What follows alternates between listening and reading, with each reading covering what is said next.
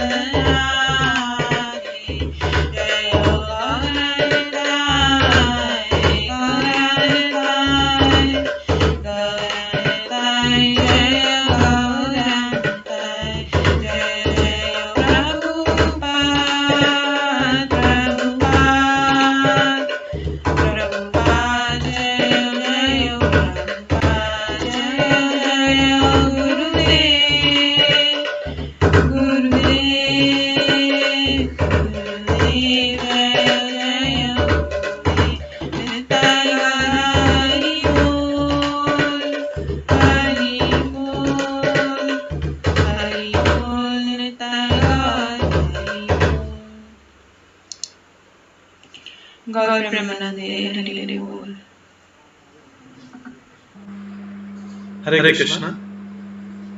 आज की इस क्लास में सभी भक्तों का स्वागत है।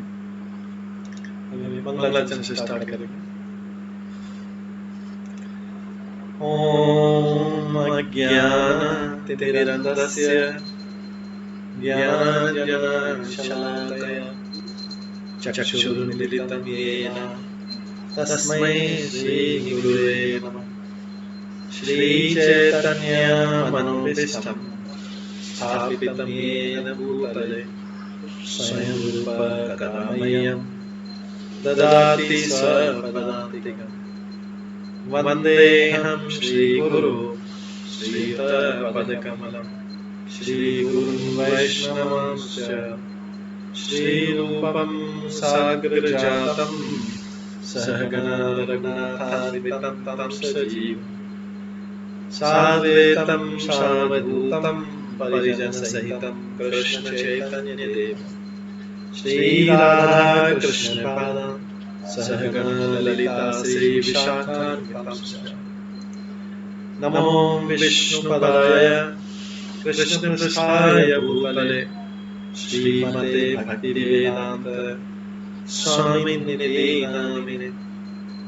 नमस्ते सरस्वती देवे गौरवाणी प्रचारिणे निर्विशेष शून्यवादी पाश्चात्यदेशतारिणे।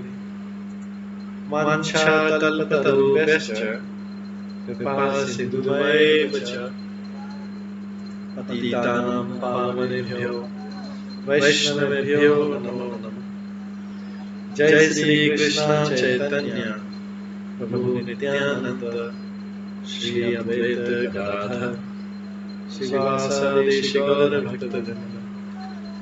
हरे कृष्णा कृष्णा कृष्णा हरे हरे, हरे राम राम राम हरे हरे। ओम नमो भगवते वासुदेवाय। ओम नमो भगवते वासुदेवाय। ओम नमो भगवते वासुदेवाय। नारायणं नमस्कृत्य नरं चैव नरोत्तमं देवीं सरस्वतीं व्यासं ततो जयमुदीरये। नमस्ते प्रायेषु भद्रेषु नित्यं भागवत सेवया भगवते उत्तम श्लोके भक्तिर्भवति नैष्ठिकी।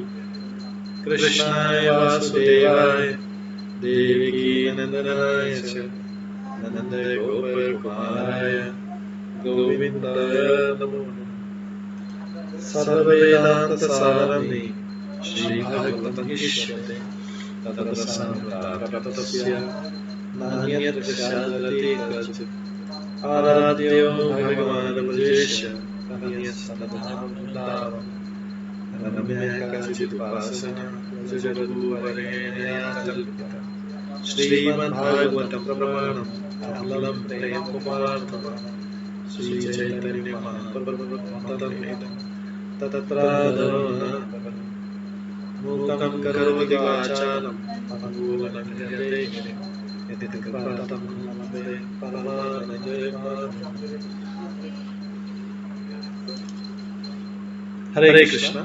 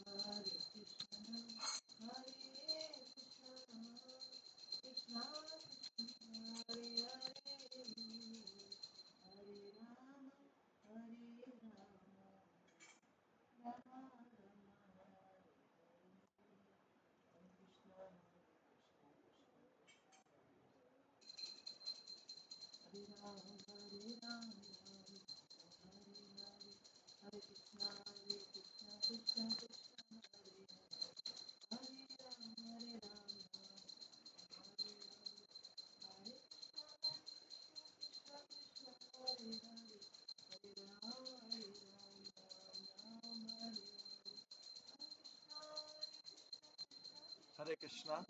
आज की इस क्लास में सभी भक्तों का स्वागत है। कल हम श्रवण कर रहे थे श्रीमद् भागवतम के 9वें स्कंद से श्रवण कर रहे थे।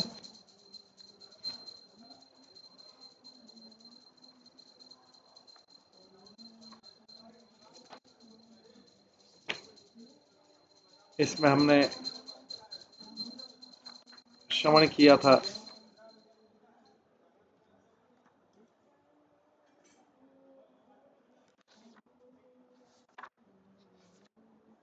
भगवान का योद्धा अवतार परशुराम अवतार। इसमें हमने श्रवण किया था किस प्रकार भगवान परशुराम के रूप में उन्होंने क्षत्रियों का 3 बार पृथ्वी से सफाया कर दिया, क्योंकि क्षत्रिय जो है क्षत्रिय धर्म का पालन नहीं करके असुरों का धर्म पालन कर रहे थे। तो भगवान का ये भी एक रूप है, ऐसा नहीं कि भगवान लविंग वाले हैं, भगवान का ये भी एक रूप है। तो जो असुर हैं उनको पता होना चाहिए कि असुरों को पता होना चाहिए कि भगवान का ये भी एक रूप है। भगवान ने ब्लाइंडली पूरे पृथ्वी को जो है असुरों से मुक्त। कई बार असुर लोग समझते हैं कि भगवान कोई दंड नहीं देते, केवल प्रेम करते, लेकिन ये भगवान का योद्धा अवतार परशुराम। चैप्टर का नाम है परशुराम। फरसे से सबको काट दिया। इसमें हमने कल श्रवण किया था कि किस प्रकार से परशुराम का जन्म हुआ था। ऋचिक मुनि की पत्नी को कोई संतान नहीं थी, तो और लेकिन दोनों की पुत्र की इच्छा थी। उसके सास की भी, ऋचिक मुनि के सास की भी पुत्र की इच्छा थी। तो दोनों के लिए उन्होंने खीर, ऋषिक मुनि जो है महान ऋषि थे, उनके पास इतनी शक्ति थी, उन्होंने एक यज्ञ की खीर दी, अपनी पत्नी को दी, अपनी सास को दी। जब ऋषिक मुनि स्नान करने चले गए तो दोनों ने, जो माता और पुत्री दोनों के जो प्रेम के कारण उन्होंने आपस में एक दूसरे को, उसकी माता ने उसका खीर मांग लिया क्योंकि उसने सोचा कि वो खीर ज़्यादा अच्छी होगी, तो उसकी पुत्री ने माता की खीर ले ली और इस तरीके से दोनों को, लेकिन सारा उल्टा हो गया, सारा काम उल्टा हो गया। और जो है ऋचिक मुनि से जो ब्राह्मण पुत्र उत्पन्न होता उसकी बजाय क्षत्रिय पुत्र उत्पन्न होने का हुआ, क्योंकि उस जो खीर थी क्षत्रिय के लिए थी।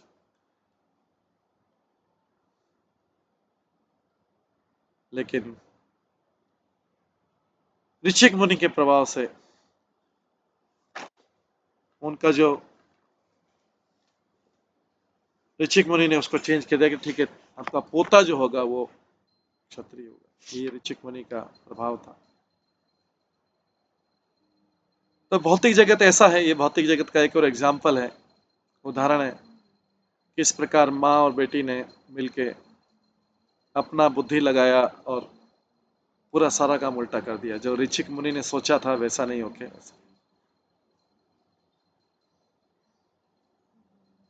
भौतिक जगत है, इसमें हम गुरु के आदेश के विरुद्ध करते हैं तो सारा काम गड़बड़ हो जाता,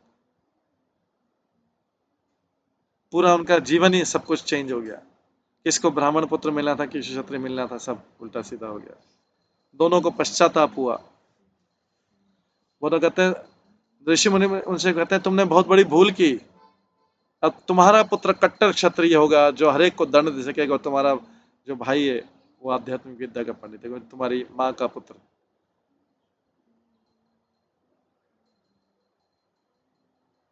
तो कई बार ये पुत्र की इच्छा लंबे समय तक बनी रहती है, इवन उस पुत्री की माँ को भी इच्छा बनी रही।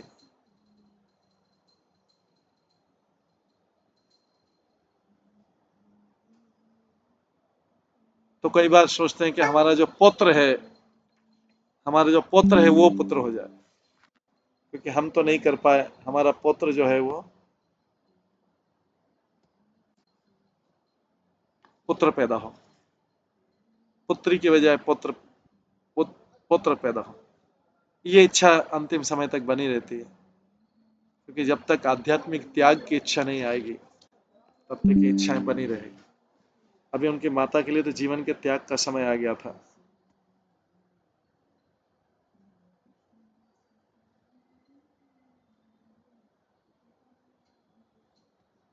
माता के लिए जीवन के त्याग का समय आ गया था, लेकिन उनकी पुत्र की इच्छा बनी हुई थी और इसीलिए उन्होंने अपनी बेटी से ये इच्छा व्यक्त की। बाद में हम देखते हैं कि परशुराम हुआ,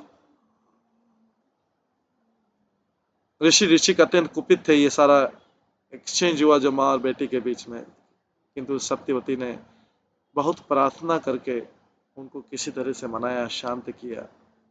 तब जाके ऋषि ने बोला कि ठीक है, आपका पुत्र क्षत्रिय होगा। मैंने जो बोला है वो तो, लेकिन आपका पुत्र की बजाय पुत्र क्षत्रिय, और जो पुत्र है वो जैसा पहले बोला था ब्राह्मण होगा। उन्होंने चेंज किया अपने प्रभाव से।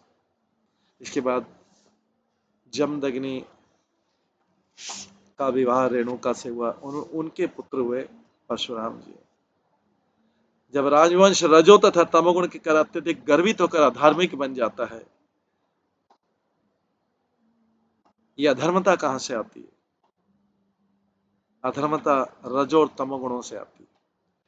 जब व्यक्ति इस संगति में रहता है, तो चाहे कोई सतोगुणी, शुद्ध सतोगुणी व्यक्ति भी, जो शुद्ध सतोगुण भी डेवलप करने का प्रयास कर रहा हो, वो भी अगर रजोगुण तमोगुण के कुछ दिनों के भी संपर्क में आ जाए, कुछ दिनों के लिए, कुछ घंटों के लिए भी उनके संपर्क में आ जाए, तो वो जो है पूरा ट्रांसफर।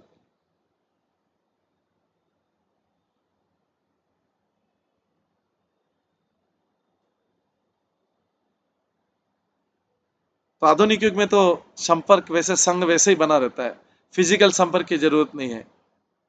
वार्तालाप है, एक की वार्तालाप सुनी, दूसरे की सुनी, मोबाइल फोन है, इंटरनेट है, व्हाट्सएप, ये सारी चीजों से ही संग मिल जाता है, और व्यक्ति इस प्रकार से सदा रजो और तमोगुण में संपर्क छूट नहीं पाता है।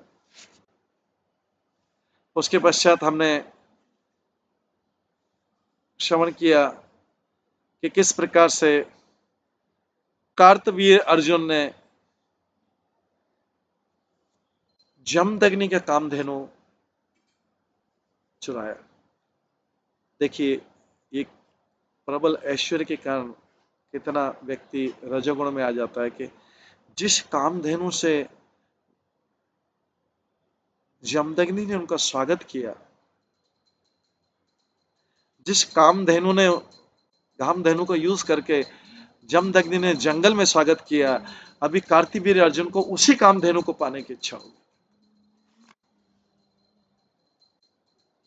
ये फिर से संसार का नियम है कि आप किसी का भौतिक भला करोगे, उल्टा समस्याओं में फंस जाओगे, सारे प्रकार की समस्या। इसलिए ये भौतिक कल्याण था।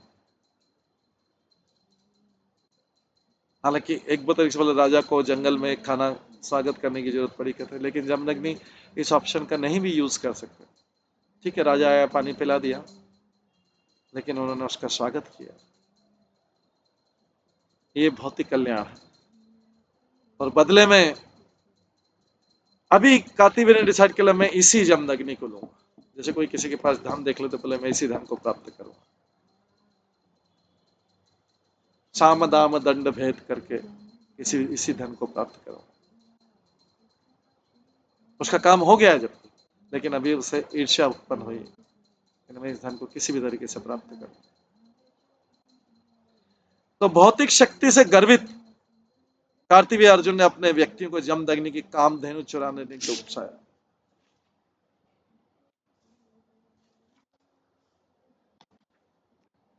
फलतः वे व्यक्ति रोती विलपती कामधेनु को उसके बछड़े समेत बलपूर्वक कार्तवीर्य अर्जुन के राजधानी महिष में दे दिया, साम दाम दंड भेद के द्वारा।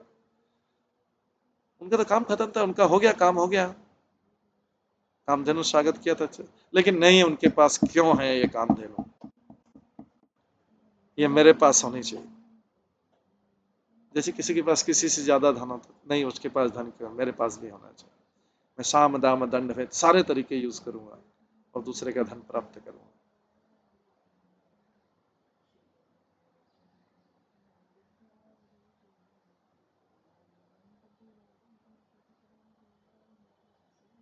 जब कामधेनु सहित कार्तिवीय अर्जुन चला गया तो जमदग्नि का सबसे छोटा पुत्र परशुराम आश्रम में लौटा। तब उसने कार्तिवीय के दुष्कृत्य के विषय में सुना कि दूसरे का धन छीनना। ये कामधेनु उनका धन था जमदग्नि का। दुष्कृत्य, गलत कार्य, उसका परिणाम क्या होगा अभी आगे हम देखेंगे।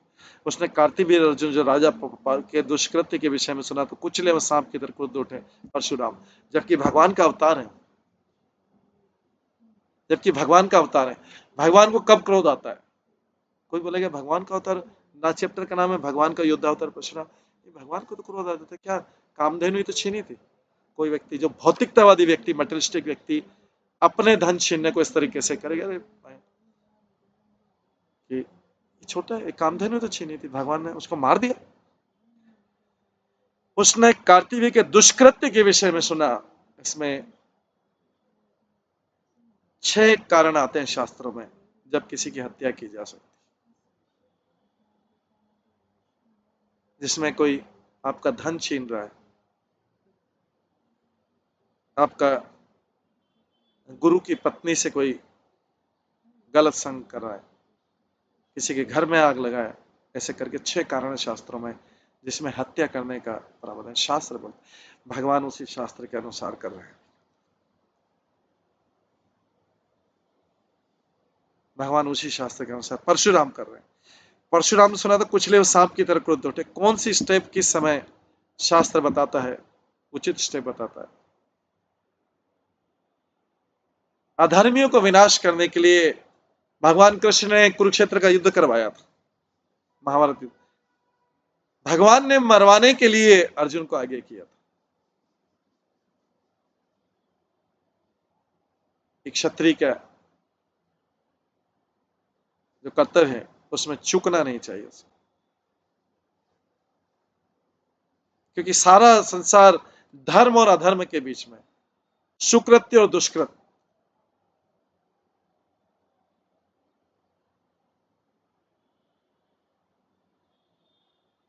अपना भयानक फरसा, ढाल, धनुष तथा तरकश लेकर अत्यधिक क्रुद्ध परशुराम ने कार्तिवीय अर्जुन का पीछा किया जैसे कोई सिंह हाथी का पीछा करता है। तो साधारण बात थी, गाय तो चुराई थी, गाय चुराने के लिए भगवान उसको मार देंगे? यस, क्योंकि नहीं तो वो अधर्म, अधर्म भगवान अधर्म को स्थापित नहीं होने देते। भगवान अधर्म को स्थापित, क्योंकि अधर्म में एक बार हुआ, 2 बार हुआ, 3 बार हुआ, 4 बार, ऐसा अधर्म बढ़ता जाएगा। इसलिए पूरे संसार में अधर्म फैला, क्योंकि अधर्मियों को उचित दंड उचित समय पे नहीं मिल पाया। तभी तो संसार में सारे लोग दुखी, अधर्म का राज, क्योंकि अधर्म को फलने फूलने दिया, सही समय पर उसके लिए एक्शन नहीं लिया। यहाँ पे भगवान परशुराम के रूप में एकदम सही समय पर एक्शन ले रहे हैं। अब क्या करते हैं परशुराम जी अधर्मियों का विनाश करने के लिए?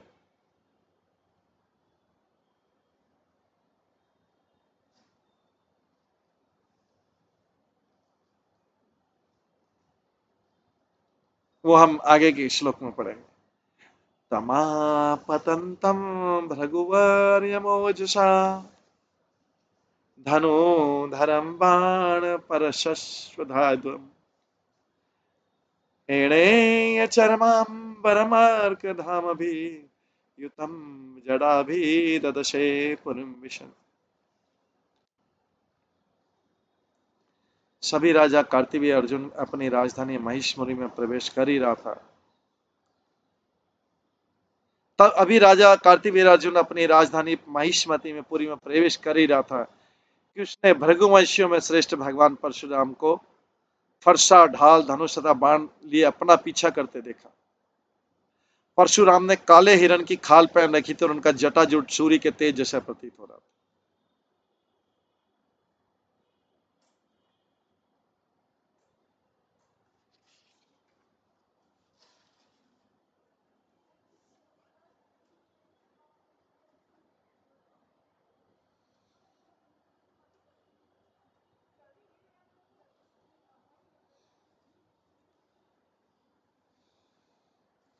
अचोदयथ स्थिरथश्च पत्तिभिः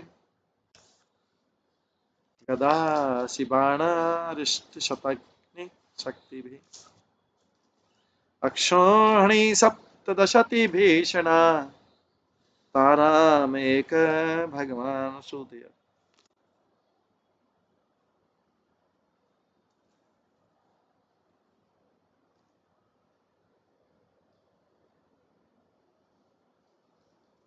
परशुराम को देखते ही कार्तिवीय अर्जुन डर गया और उसने उनसे युद्ध करने के लिए तुरंत अनेक हाथी, रथ, घोड़े तथा पैदल सैनिक भेजे गए जो गदा, तलवार, बाण, दृष्टि, शतग्नि शक्ति इत्यादि विविध हथियारों से युक्त थे।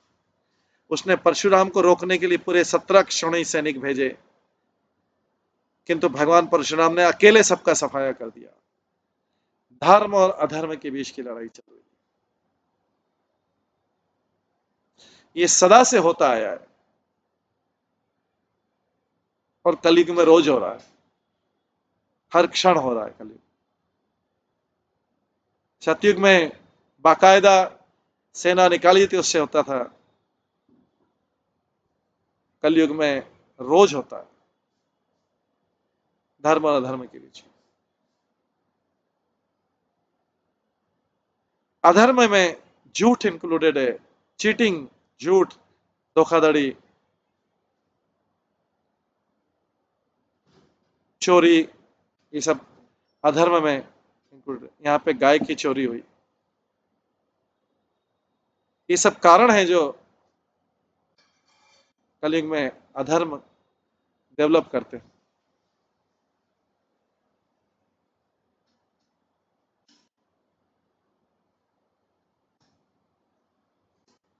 कलयुग में कोई झूठ बोलते हुए पकड़ा जाए, अधर्म करते, चोरी करते हुए पकड़ा जाए, धोखाधड़ी करते हुए पकड़ा जाए,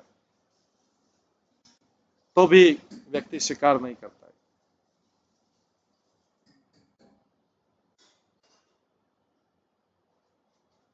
यहां पर चोरी करते हुए पकड़ा गया तो परशुराम ने अकेले ही सबका सफाया कर दिया, सारे अधर्मियों को। जबकि उसके पास कितनी सेना थी?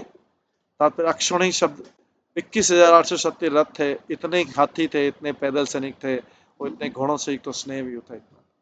इसका सही वर्णन महाभारत के आदि पर्व में हुआ है। ज्ञाताओं का ना एक रथ, एक हाथी, 5 पैदल सैनिक तथा 3 घोड़े मिलकर एक पत्ती कहलाते हैं।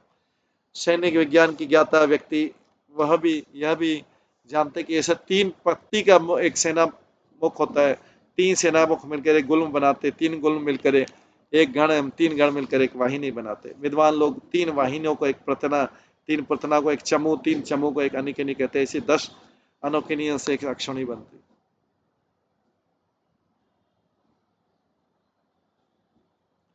हे द्विज, एक अक्षौणी में रथों की संख्या 21,870 रहती है और हाथियों की संख्या भी इतनी रहती। पैदल सैनिकों की संख्या 1,09,350 रहती है, घोड़ों की संख्या भी इतनी रहती। ये एक अक्षौणी कहलाता।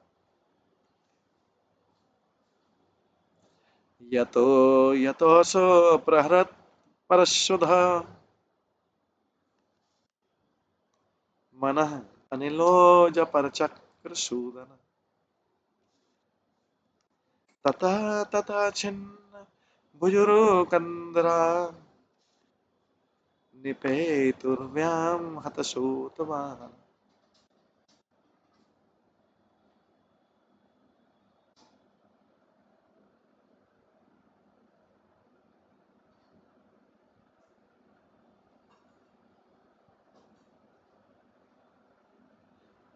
शत्रु की सेना को मारने में दक्ष भगवान परशुराम ने मन तथा वायु की गति से काम करते हुए अपने फरसे से शत्रुओं के टुकड़े टुकड़े कर दिए।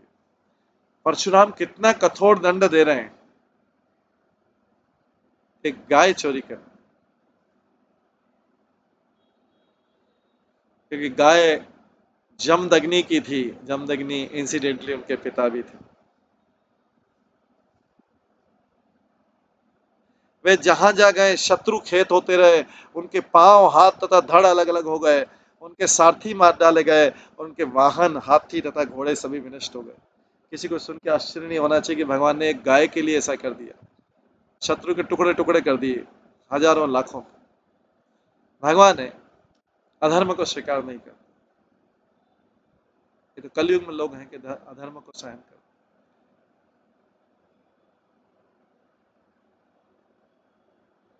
तात्पर्य प्रारंभ में जब शत्रु सेना युद्ध करने वाले सैनिकों, हाथियों तथा घोड़ों से भरी थी, तब भगवान परशुराम मन के वेग से उनके बीच उनका वध करने के लिए आगे बढ़े। जब वे कुछ थक गए तो उनकी गति वायु जैसी हो गई, फिर तेजी से शत्रु का वध करते मन का वेग वायु के वेग से अधिक, इस प्रकार से टुकड़े टुकड़े कर दिए।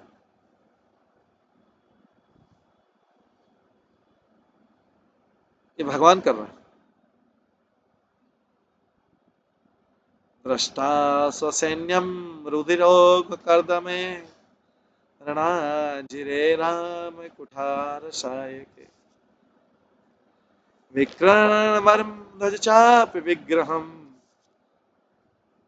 निपात पतितम है आपात्र।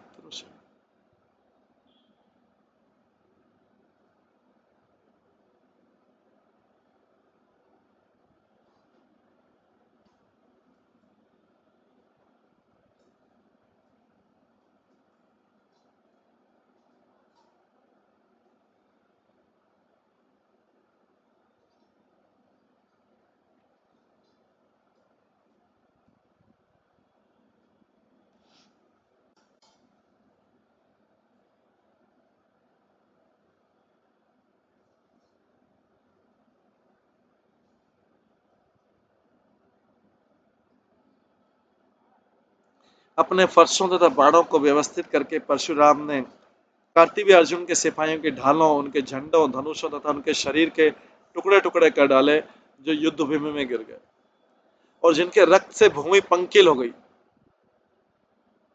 कोई बोल सकता है भगवान तो बहुत दयालु होते हैं, भगवान तो बहुत कृपालु होते हैं, बहुत दयालु होते हैं, लेकिन यहाँ पे भगवान का अवतार क्या करें, शरीर के टुकड़े टुकड़े। भगवान केवल भक्तों के ऊपर ही कृपालु होते हैं, दयालु होते हैं, अधर्मियों के ऊपर नहीं।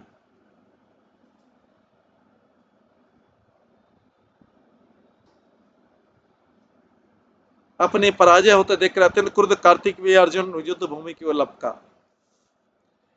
अथार्जुन पंचशतेश बाहुवीर धनुष बाणान युगपत ससंधगे रामाय रामाश्र भृताम समग्रणी तानेक धनवा शुभे अत्यंत समम। तब कार्तिक अर्जुन ने परशुराम को मारने के लिए 1000 भुजाओं में एक साथ 500 धनुष धारण किए, किंतु श्रेष्ठ योद्धा भगवान परशुराम ने एक ही धनुष से इतने बाण छोड़े कि कार्तिवीर अर्जुन के हाथों के सारे धनुष बाण तुरंत कट कर टुकड़े टुकड़े हो गए।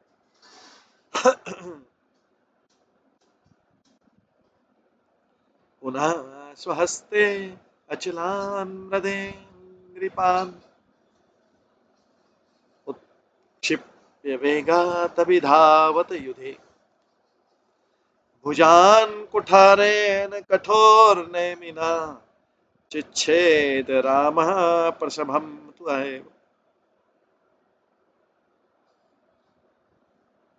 जब कार्तिवीय अर्जुन के बाण भिन्न छिन्न भिन्न हो गए तो उसने अपने हाथों से अनेक वृक्ष तथा पर्वत उखाड़ लिए और फिर से परशुराम को मारने के लिए तेजी से दौड़ा। परशुराम ने अपने फरसे से अत्यंत वेग से कार्तिवीय अर्जुन की भुजाएं काट ली, जिस तरह कोई सर्प के फनों को काट देता है। सर्प अपने फनों से ही फुफकार करता है, उसी से जहर उगलता है। तो इसलिए सर्प को पालने के लिए उसके विषैले दांत तोड़ दी जाती या फिर उसके फनों को काट दिया जाता।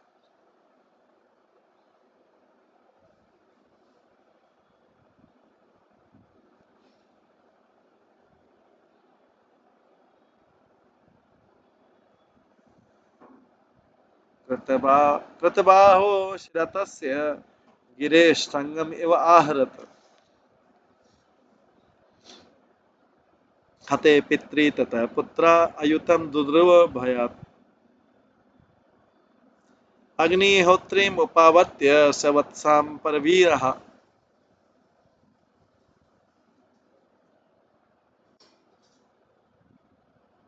समुपेत्य आश्रमं पित्रे परिक्लिष्टां समर्पयत्।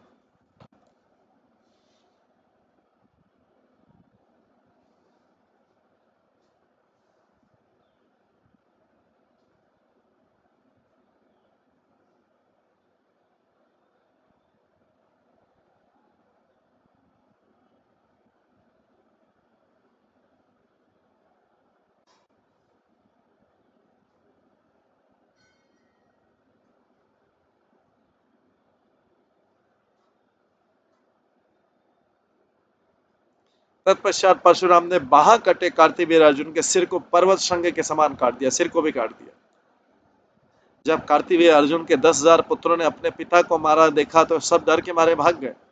तब शत्रु का वध करके परशुराम ने कामधेनु को छुड़ाया जो गाय चोरी कर ली, वापिस लिया।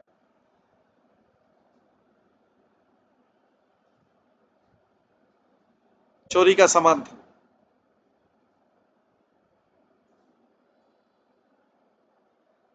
तब शत्रु का वध करके परशुराम ने कामधेनु को छुड़ाया जिसे काफी कष्ट मिल चुका था, और बछड़े समेत अपने घर ले आए तथा उसे अपने पिता जमदग्नि को सौंप दिया। कार्य साधारण लग रहा था, लेकिन इसके पीछे धर्म और अधर्म था।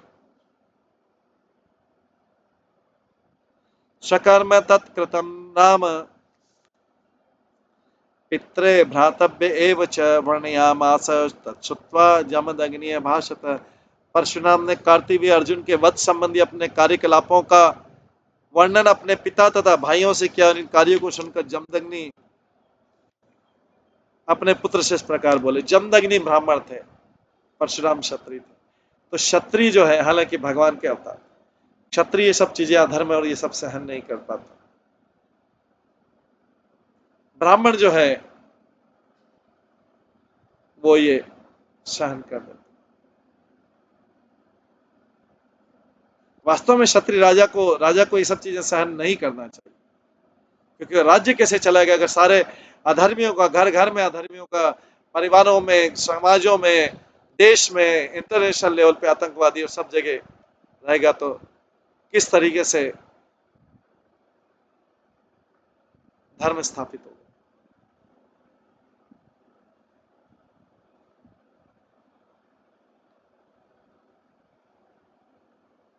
हर कोई व्यक्ति सोचता है कि संसार में अधर्म है, संसार में अधर्म है, संसार में, इसमें हर एक व्यक्ति का कंट्रीब्यूशन, उस अधर्म को बढ़ाने में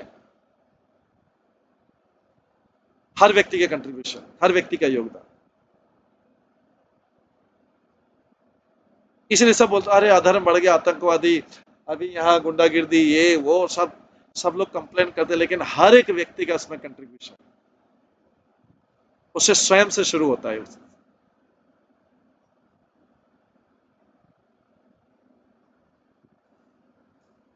और ये असत्य से शुरू होता है।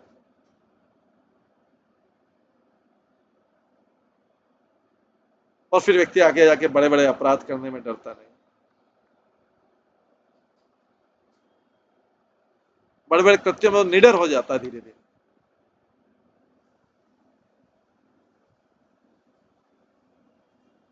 स्टार्ट बहुत छोटी सी चीज से होता है। तो जब परशुराम के पिता जमदग्नि सुना, वो ब्राह्मण स्वभाव के थे, परशुराम भगवान के अवतार थे, लेकिन क्षत्रिय के रूप में आए। राम राम महाभावो भवान पापमकार्षित अवधित नरदेवम यत् सर्वदेवमयम रथा। भगवान के अवतार थे, लेकिन अब सबको बताया नहीं था। उनके पिता की बात सुनते, उनके पिता बोलते हे वीर, हे पुत्र परशुराम, तुमने व्यर्थ ही राजा कार्तिवीर को मार डाला, क्योंकि वो सारे देवताओं का मूर्त रूप माना जाता है, इस प्रकार तुमने पाप किया। वयम ही ब्राह्मणातात क्षमया अरणाताम गतः यया लोक गुरुदेवा पारमेष्ठम अगात पदम।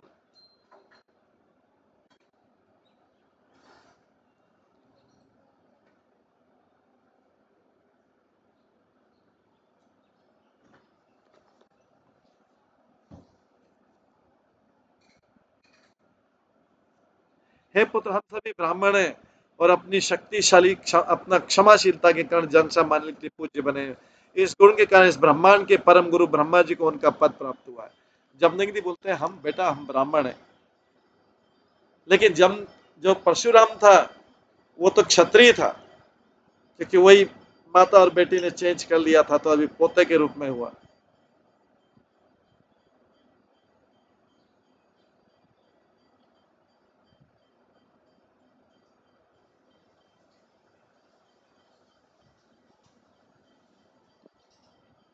तो जमदग्नि बोलता है वीर पुत्र परशुराम, हम तो ब्राह्मण है, क्योंकि जमदग्नि तो ब्राह्मण था, लेकिन पुत्र जो है वो क्षत्रिय हुआ उस गलती के कारण। जो खीर का एक्सचेंज हुआ था। हे पुत्र परशुराम, तुमने व्यर्थ ही राजा को मार डाला, क्योंकि वो सारे देवताओं का मूर्त रूप माना जाता है, इस प्रकार तुमने पाप किया। हे पुत्र, हम सभी ब्राह्मण है, अपनी क्षमाशीलता के कारण जन्य सामान्य के लिए पूज्य बने हुए हैं। इस गुण के कारण इस ब्रह्मांड के परम गुरु ब्रह्मा जी को उनका पद प्राप्त हुआ है। क्षमया रोचते लक्ष्मी ब्राह्मी सौरी यथा प्रभा, क्षमीणामाशु भगवान तुष्यते हरीश्वर। यहाँ पे ब्राह्मणों का कर्तव्य बता रहे हैं कि ब्राह्मणों का कर्तव्य है कि क्षमाशीलता के गुण का समर्थन करे, क्योंकि ये सूर्य के समान तेजोमय है। भगवान हरि क्षमाशील व्यक्तियों से प्रसन्न होते हैं। ब्राह्मण का गुण बता। तात्पर्य, विभिन्न व्यक्ति विभिन्न गुणों के कारण सुंदर बनते हैं। जो उनमें गुण होते हैं उसके कारण सुंदर होते हैं। बाहरी सुंदरता तो एक समय के साथ चली जाती है, जो लेकिन उसका जो तेज बना रहता है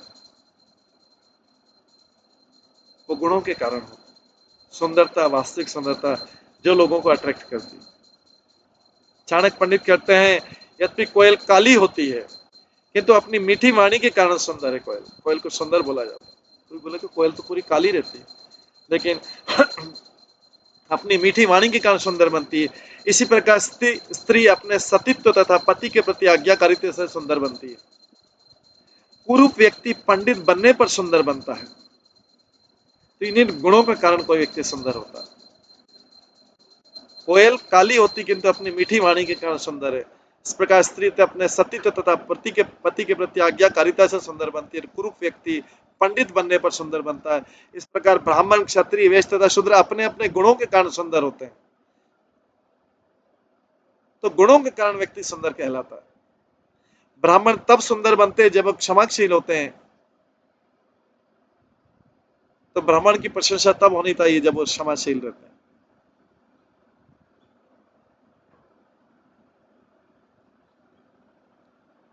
और क्षत्रिय कब सुंदर होते हैं? क्षत्रिय तब सुंदर होते हैं जब वे वीर हों और युद्ध में पीठ न दिखाएं। वैश्य कब सुंदर रहते हैं? जब वे सांस्कृतिक कार्यों को समृद्ध करते हैं और गायों की रक्षा करते हैं। और शूद्र कब रहते हैं? जब वे अपने स्वामियों को प्रसन्न करते हैं, अपने कर्तव्यों का विश्वास पूर्वक पालन करते हैं। इस तरह व्यक्ति अपने विशिष्ट गुणों से सुंदर बन जाता है। जैसा कि बताया, ब्राह्मण का विशिष्ट गुण क्षमाशील होता है।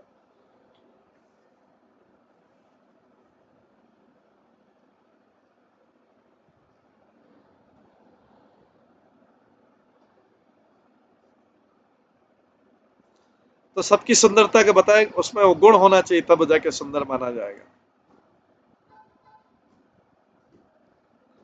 राज्ञ मूर्धभिषिक्तस्य वध ब्रह्म वधाद गुरु तीर्थ संसेवया च हम जहि जहि अंग अच्युत चेतना। हे प्रिय पुत्र, एक सम्राट का वध ब्राह्मण की हत्या से भी अधिक पापमय है। किंतु आप यदि तुम कृष्ण भावना भावित होकर तीर्थ स्थानों की पूजा करो तो इस महापाप का प्रायश्चित हो सकता है। तात्पर्य, जो अभी अपने पुत्र को बोलते तुम तीर्थ स्थानों की यात्रा करो, वहां पे महापाप का प्रायश्चित हो सकता है।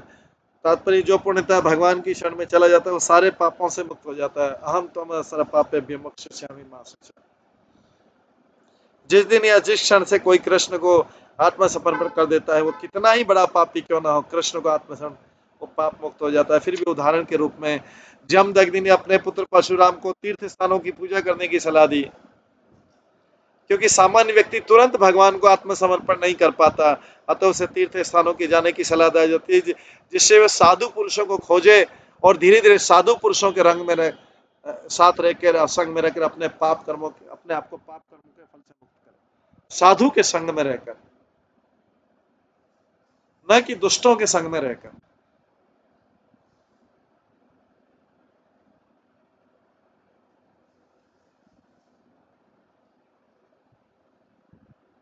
जिस प्रकार से लव मात्र से एक क्षण साधु के संग में रहने से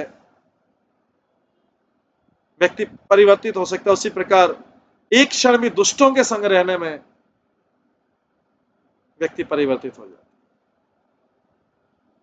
भक्ति शून्य हो जाता है।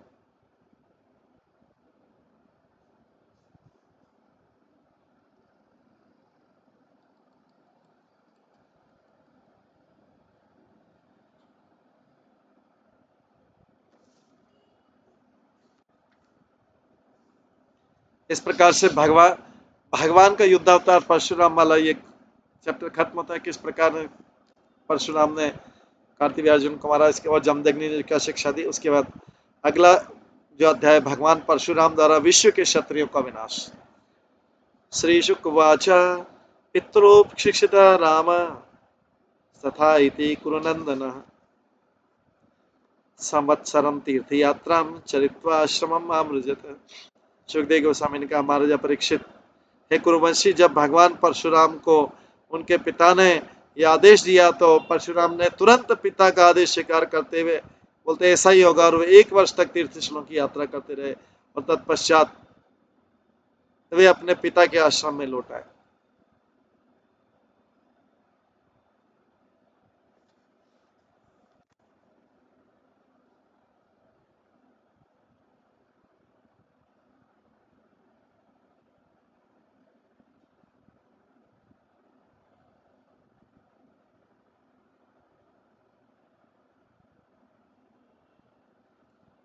परशुराम ने उनके आदेश को स्वीकार किया और तीर्थ यात्रा पे गए और 1 साल बाद वापस फिर आश्रम में लौट आए। अब एक और घटना होती है। कदाचित रेणुका याता कदाचित रेणुका याता गंगायां पद्ममालिनम गंधर्वराजं क्रीडन्तम् अप्सरोभिः अपश्यत्।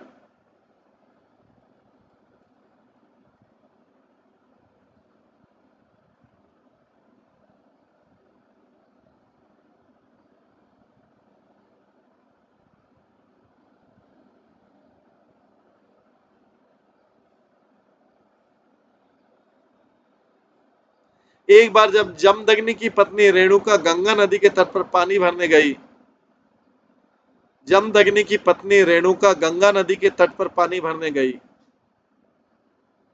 जिससे जमदग्नि अपना, उनकी पत्नी गंगा का पानी लगती, जमदग्नि अपना डेली का जो भी रिचुअल से पूरा करते थे, मुनि थे। तो जब जमदग्नि की पत्नी रेणुका गंगा नदी के तट पर पानी भरने गई तो उन्होंने गंधर्वों के राजा को कमल फूल की माला से अलंकृत तथा अप्सराओं के साथ गंगा में विहार देखा। इसकी जमदग्नि की पत्नी, जमदग्नि परशुराम के पिता हैं, उनकी पत्नी ने, जब रेणुका ने गंगा नदी के तट पर पानी भरने गई तो गंधर्वों के राजा को कमल फूल की माला से अलंकृत तथा अप्सराओं के साथ गंगा में विहार करते देखा। विलोकयन्ति क्रीडन्तम् उदक अर्थम नदीम गता होम वेलाम न सस्मार किंचित चित्रत स्परहा। वो गंगा नदी से जल लाने गई थी, किंतु जब उसने गंधर्व राज चित्ररथ को अप्सराओं के साथ विहार करते देखा तो वो उसकी ओर थोड़ी सी देर के लिए आकर्षित हो गई और ये भूल गई कि अग्निहोत्र का समय बीता जा रहा है और उसका पति वेट कर रहा है। कालतत्यम तमविलोक्य मुने शाप विशंकिता आगत्य कलशम तस्थो पुरोधाय कृतांजलि। पश्चात यह समझकर कि यज्ञ करने का समय बीतता जा रहा है, रेणुका अपने पति द्वारा शापित होने से भय आतुर उठी, उसको तो लगा कि देर हो गई है। अतः जब वो लौट कर आई तो उनके समक्ष जलपात्र रखकर हाथ जोड़कर यूं ही खड़ी हो गई। व्यभिचारम मुनि ज्ञात्वा पत्न्या प्रकृतम अब्रवीत घ्नता पुत्र का पापम इति उक्ता तेन चक्रिरे। जगमग्नि ने अपनी पत्नी के मन के व्यभिचार को समझ लिया कि उनकी पत्नी जो है गंगा जल भरते समय किसी और गंधर्व की तरफ आकर्षित हो गई थी जो अप्सराओं के साथ विहार कर। ये जमदग्नि मुनि बहुत पावरफुल थे, उन्होंने पत्नी के मन के व्यभिचार को समझ लिया कि कहीं और आकर्षित हुई थी, गंगा जल भरने गई थी। अत्यंत कुपित हो गए और अपने बेटों से बोले, पुत्रों, इस पापिनी स्त्री को मार डालो। लेकिन बेटों ने उनकी आज्ञा का पालन नहीं किया। राम संचोदित पित्रा भ्रातन मात्रा स अवधित प्रभाग्य मुने सम्यक समाधे तपसा च। तब जमदग्नि ने अपने सबसे छोटे पुत्र परशुराम को इस अवज्ञाकारी भाइयों तथा मानसिक रूप से पाप करने वाली उसकी माता को मार डालने की आज्ञा दी। परशुराम से बोला, तुम अपनी माता को मार डालो। जमदग्नि परशुराम से अपने सबसे छोटे वाले पुत्र से बोलते, क्योंकि बाकी पुत्रों ने मारने से मना कर दिया।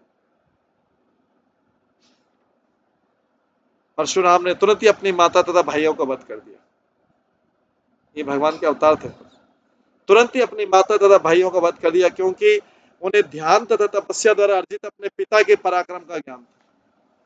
परशुराम जानते थे कि मेरे पिता जमदग्नि बहुत पावरफुल है, तो अभी मैं तुरंत, हालांकि मेरी माता है, लेकिन मैं अभी तुरंत उनकी आज्ञा का पालन करता हूँ, माता का वध कर दिया और भाइयों का वध कर दिया जिन्होंने उनकी जमदग्नि की बात नहीं मानी। क्योंकि परशुराम को पता था कि उनके पिता के पास कितनी शक्ति, कितनी पावर है। प्रभावज्ञ शब्द महत्वपूर्ण है। परशुराम को अपने पिता के पराक्रम का ज्ञान था, अतः उन्होंने अपने पिता की आज्ञा का पालन करने की हामी भर दी। उन्होंने सोचा नहीं कि उन्होंने सोचा कि यदि वे उनकी आज्ञा नहीं मानेंगे तो मुनि शाप दे डालेंगे और वैसे भी वध हो जाएगा, किंतु आज्ञा पालन करने पर पिता प्रसन्न हो जाएंगे, और प्रसन्न होने पर परशुराम जो फिर से वर मांग ले कि उनकी माता और पुत्र को फिर से, उनके भाइयों को जिंदा कर दिया जाए। परशुराम कितने इंटेलिजेंट थे। उनको पता है कि नहीं मानूंगा तो शापित हो जाऊंगा, वैसे ही वध हो जाएगा, लेकिन मान जाऊंगा और मेरे पिता प्रसन्न हो गए तो फिर से मेरी माता को जीवित कर देंगे और भाइयों को जीवित कर देंगे, अगर प्रसन्न हो गए। इसलिए उनका विश्वास था कि उनकी माता तथा भाइयों का वध करने की हामी भर दी। वरेण छन्याम आस प्रीत सत्यवती सुत बब्रे हतानाम राम अपि जीवितम च स्मृति वधे। सत्यवती पुत्र जमदग्नि परशुराम से अत्यधिक प्रसन्न हुए कि मेरी बात एक ही बार में मान ली। उनसे इच्छानुसार वर मांगने को कहा। परशुराम ने कहा, मेरी माता तथा भाइयों को आप फिर से जीवित जाने दें, और उन्हें यह स्मरण नहीं आना चाहिए कि मैंने उनको मारा है। उनको याद भी नहीं रहना चाहिए कि मैंने मारा, क्योंकि मैंने आपके कहने मारा था। मैं अब आप तो इतना वर मांगता हूँ। तो परशुराम ने कितना इंटेलिजेंट काम किया, फिर से उनको जीवित करवा दिया, और ये पता भी नहीं लगने दिया कि मैंने मारा, क्योंकि उनको अपने पिता जमदग्नि की तपस्या पे विश्वास था। उतस्थु ते कुशलिनः निद्रापाय इवञ्जसा पितु विद्वान् तपवीर्यं रामश्चक्रेश्वरवदम्।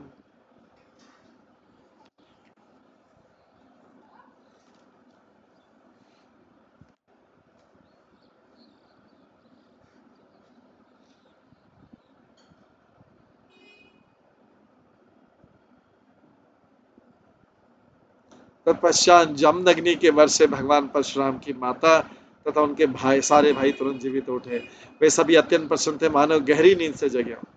तो ये होता है गुरु की और पिता जो मुनि के समान उसकी आज्ञा का पालन। वे सभी अत्यंत प्रसन्न, मानो गहरी नींद से जगे हों। पता भी नहीं लगा परशुराम ने उनको मारा था। परशुराम ने अपने पिता के आदेशों पर अपने परिजनों का वध कर दिया, क्योंकि वे अपने पिता के बल, तपस्या तथा विद्वता से परिचित। उनको जानते थे कि मेरे पिता कितने पावरफुल तपस्वी हैं, उनके बल विद्वता से।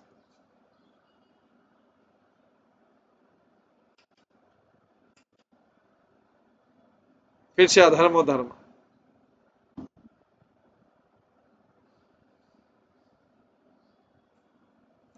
ये अर्जुन से सुता राजन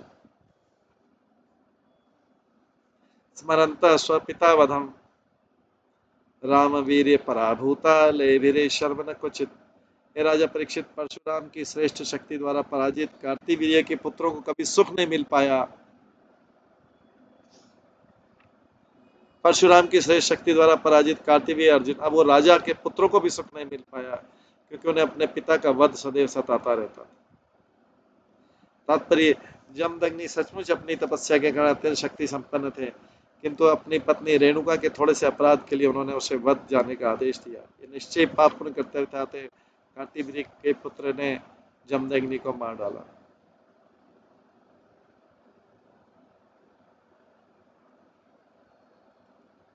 जैसा कि यहाँ पर बतलाया गया, भगवान परशुराम को भी कार्तिवीर्य अर्जुन के वध का थोड़ा पाप लगा, किंतु इतना बड़ा पाप न था।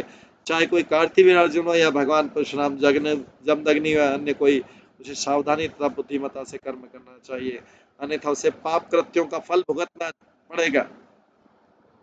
वैदिक साहित्य से हमें ये शिक्षा मिलती है।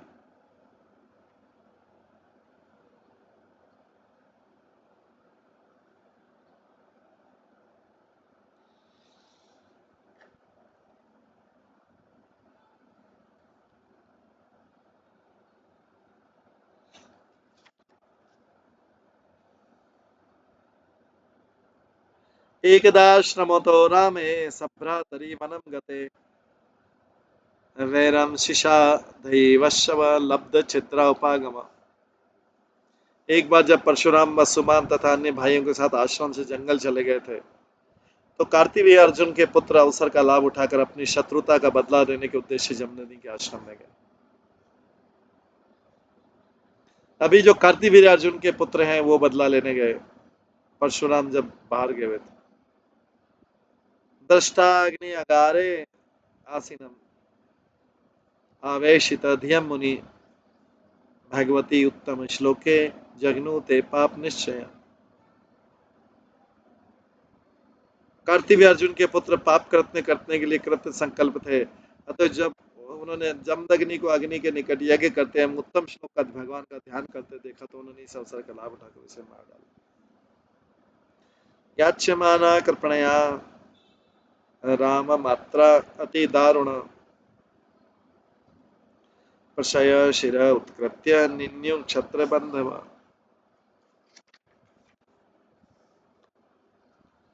परशुराम की माता तथा जमदग्नि की पत्नी रेणुका ने अपने पति के जीवन की भीख मांगी किंतु कार्तिवीय अर्जुन के पुत्र शत्रुओं के गुणों से विहीन होने के कारण इतने क्रूर निकले कि इसकी याचना के बावजूद उन्होंने उसका सिर काट लिया और उसे अपने साथ लेते।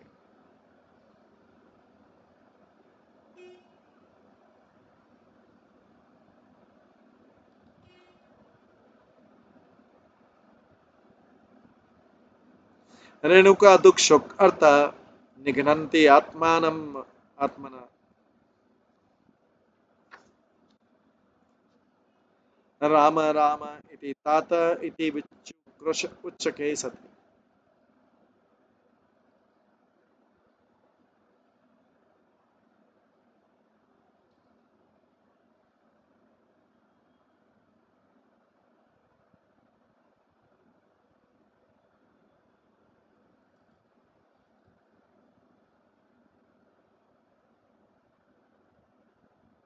परशुराम की माता तथा जमदग्नि की पत्नी रेणुका ने अपने पति के जीवन की भीख मांगी किंतु कार्तिवीय अर्जुन के पुत्र क्षत्रियों के गुणों से विहीन होने के कारण इतने क्रूर निकले कि उसकी याचना के बावजूद उन्होंने उसका सिर काट लिया और अपने साथ लेते गए। जमदग्नि का रेणुका दुख शोकर्ता निघ्नन्ति आत्मानम आत्मना राम राम इति तात इति विचक्रेषु उच्चके। अपने पति के मृत्यु के कारण शोक से विलाप करती हुई सती रेणुका अपने ही हाथों से अपने शरीर को पीट रही थी और जोर जोर से चिल्ला रही थी। अपने पति के मृत्यु के कारण शोक से विलाप करती सती रेणुका अपने ही हाथों से अपने शरीर को पीट रही थी जोर जोर से और जोर जोर से चिल्ला रही थी, हे राम मेरे में पुत्र राम। परशुराम को बुला रही तत् उपश्रुत्य दूरस्था आराम इति आर्तवत् शनम त्वरयाश्रमम आसाद्य दृढ़म पितरम हतम। यद्यपि परशुराम सहित जमदग्नि के सारे पुत्र घर से बहुत दूर थे किंतु जो ही रेणुका ने उनकी मां ने हे राम हे पुत्र की आवाज लगाई तेज पुकार सुनी तो वे तुरंत आश्रम लौटा और अपने पिता को मरा हुआ पाया।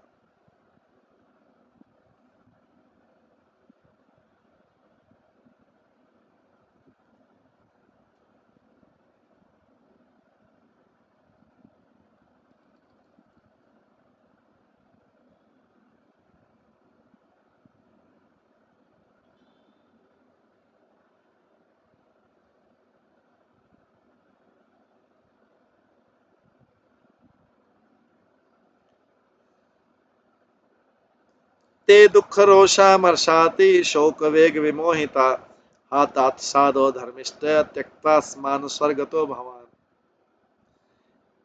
व्यथा क्रोध अपमान संताप तथा शोक से ग्रस्त जमदग्नि के सारे पुत्र विलख पड़े। व्यथा मतलब दुख, व्यथा दुख हुआ, क्रोध हुआ, अपमान हुआ, संताप हुआ, शोक से ग्रस्त जमदग्नि के सारे पुत्र विलख पड़े। साधु एवं धर्मात्मा पिता आप हमें छोड़कर स्वर्गलोक को चले गए। विलप्य एवं पितुदेहम निधाय भ्रातशु स्वयं प्रग्रह परशुम राम क्षत्र अंताय मनोदधे। इस प्रकार विलाप करते परशुराम ने अपने पिता का शव अपने भाइयों को सौंप दिया और स्वयं पृथ्वी भर से सारे क्षत्रियों का अंत करने का निश्चय करके उन्होंने अपना फरसा उठाया।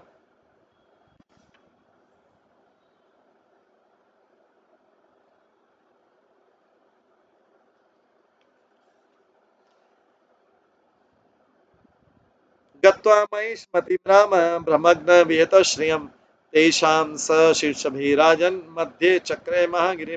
राजन तब परशुराम उस महिष्मती नगरी में गए जो एक ब्राह्मण के पाप पूर्ण वध के कारण पहले ही विनष्ट हो चुकी थी। उन्होंने उस नगरी के बीचों बीच कार्तिवीय अर्जुन के पुत्रों के शरीर से छिन्न किए गए सिरों को एक पर्वत बनाया।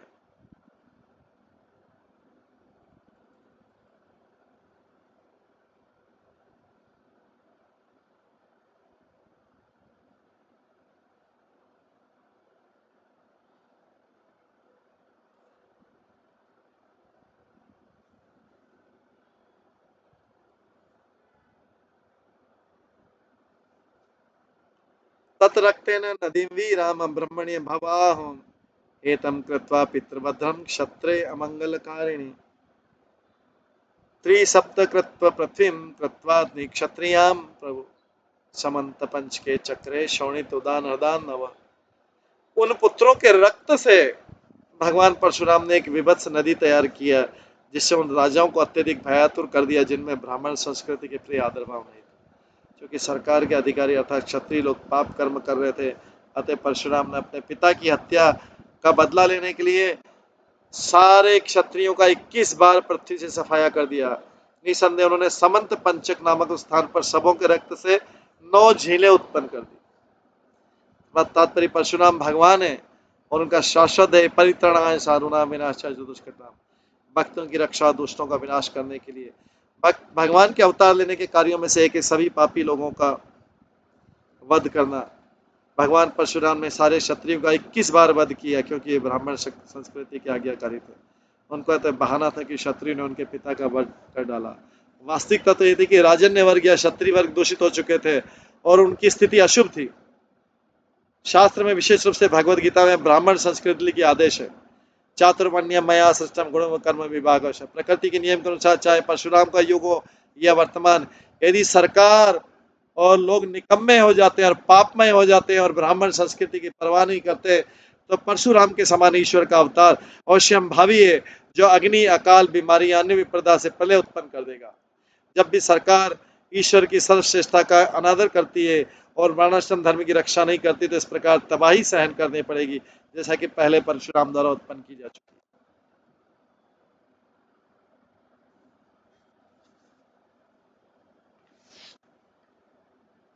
पितुकायन संध्याय शिरादाय महर्षि सर्वदेवमयम देवम आत्मानम मखे। तत्पश्चात परशुराम ने अपने पिता के सिर को मृत शरीर से जोड़ दिया और पूरे शरीर एवं सिर को कुशों के ऊपर रखा। वे यज्ञों के द्वारा भगवान वासुदेव की पूजा करने लगे जो समस्त देवताओं तथा हर जीव के सर्वव्यापी परमात्मा है।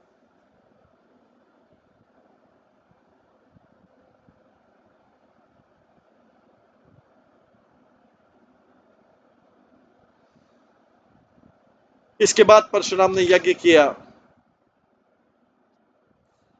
अभी हम कल की क्लास में श्रवण करें कि वो यज्ञ किस प्रकार से किया, अपने पिता के लिए यज्ञ किया भगवान वासुदेव को प्रसन्न करने के लिए। ये प्रसंग जो है हम कल की क्लास में सुनेंगे। आज की क्लास का यहीं पे विराम देते हैं। सभी भक्तों का बहुत बहुत धन्यवाद। सभी भक्तों के लिए एक बार हरे कृष्ण महावर का जप करते हैं। हरे कृष्णा कृष्णा कृष्णा हरे हरे, हरे राम राम राम। श्रीमद् भागवतम महापुराण की जय। श्रील प्रभुपाद की।